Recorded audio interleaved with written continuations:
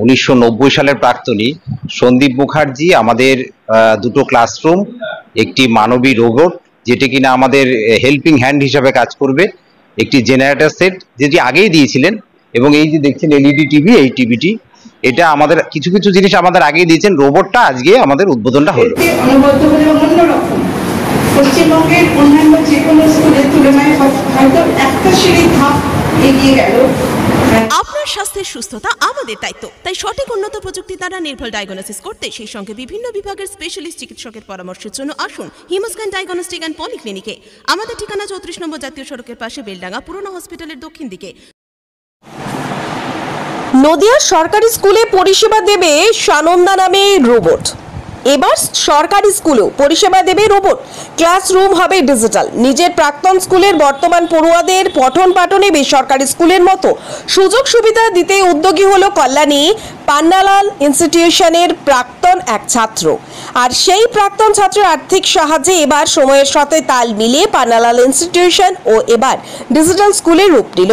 50 লক্ষ টাকা অর্থ ব্যয়ে দুটি অত্যাধুনিক ক্লাসরুম, একটি 55 ইঞ্চি টিভি, একটি ডিজিটাল জেনারেটর বসলো স্কুলে। পাশাপাশি স্কুলে এলো মানব রোবট, যার নাম সানন্দা নামের মানবরূপী এই রোবট রাজ্যের মধ্যে সম্ভবত প্রথম এলো কোনো সরকারি স্কুলে। আর নিজেদের স্কুলের এই ডিজিটাল রূপান্তর নিয়ে স্বাভাবিকভাবে খুশি স্কুলের পড়ুয়া ও শিক্ষক শিক্ষিকারা।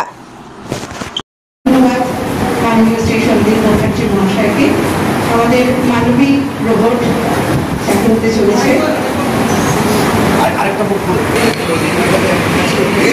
এই রোবটের কার্যকারিতা হচ্ছে আমাদের যারা আমাদের সরকারি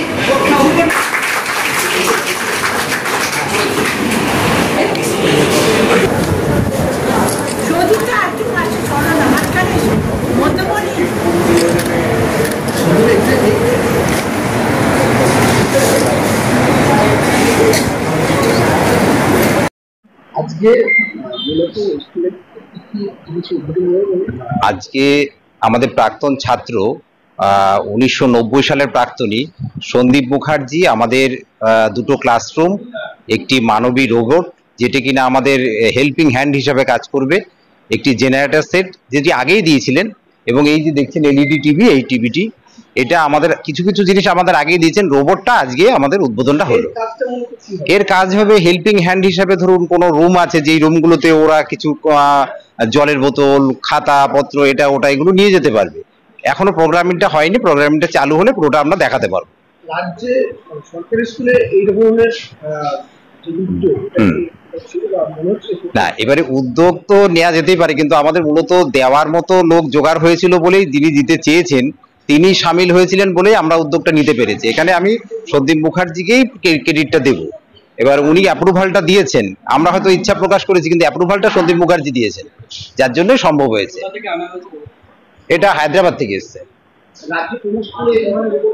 রাজ্যে কোনো স্কুলে আছে কিনা জানি না, ভুবনেশ্বর বা খড়গপুর আইআইটিতে আছে এরকম আমরা খবর পেয়েছি।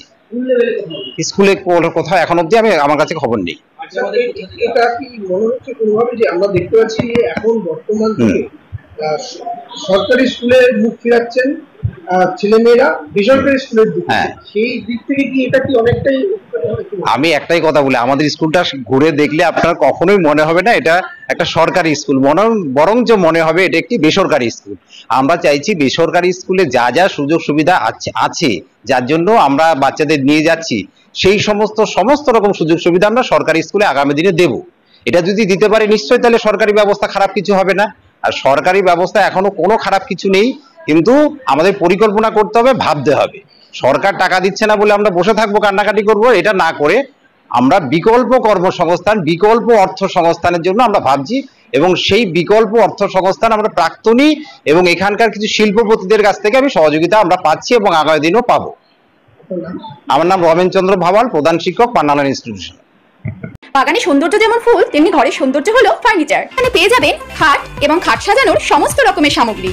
এছাড়াও এখানে পেয়ে যাবেন শোকেস, আলমারি, রয়েছে বিভিন্ন ধরনের সোফা, ডাইনিং টেবিল এবং নামি দামি ব্র্যান্ডের আকর্ষণীয় আসবাবপত্র ও স্টিল ফার্নিচার। তো আর দেরি কিসের? আজই যোগাযোগ করুন শুভ বেডিং অ্যান্ড স্টিল ফার্নিচারে। আমাদের ঠিকানা ফুলবাস্তলা মোড়, আমতলা রোড, বেলডাঙ্গা, মুর্শিদাবাদ।